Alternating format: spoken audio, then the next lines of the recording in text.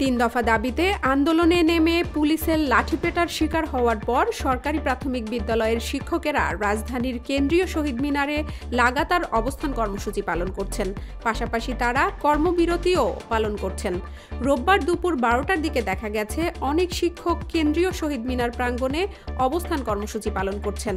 এদিকে তিন দফা দাবি বাস্তবায়ন না করে উল্টো শাহবাগে শিক্ষকদের ওপর পুলিশি হামলার ঘটনায় স্বরাষ্ট্র উপদেষ্টা এবং প্রাথমিক ও গণশিক্ষা উপদেষ্টার পদত্যাগ দাবি করেছে প্রাথমিক শিক্ষক দাবি বাস্তবায়ন পরিষদ।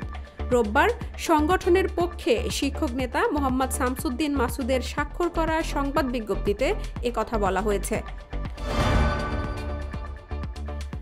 আইন, বিচার ও সংসদ বিষয়ক উপদেষ্টা আসিফ নজরুল বলেছেন, জাতীয় সংসদ নির্বাচন বিলম্বিত করার কোনো ইস্যু নেই। নির্বাচন অবশ্যই অনুষ্ঠিত হবে। উৎসবমুখর পরিবেশ সৃষ্টির জন্য যা যা করা দরকার করা হবে।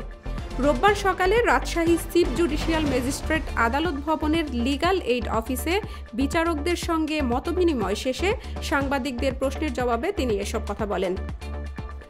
আসিফ নজরুল বলেন, জাতীয় সংসদ নির্বাচন নিয়ে শঙ্কার কোনো কারণ নেই।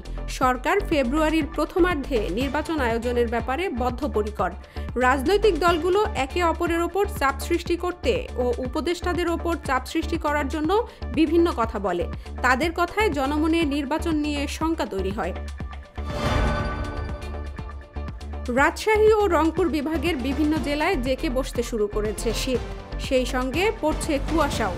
রোববার সকাল 6টায় রাজশাহীতে দেশের সর্বনিম্ন তাপমাত্রা রেকর্ড করা হয়েছে 16.5 ডিগ্রি সেলসিয়াস।